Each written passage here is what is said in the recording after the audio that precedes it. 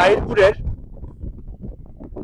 Main রাস্তা থেকে হাঁটতে হাঁটতে হাঁটতে আমরা পশুর জঙ্গল হয়ে এখন শনির হাওরের ঠিক মাঝখানে, যেখানে বৃষ্টির পানিতে তলিয়ে গেছে কৃষকের স্বপ্ন।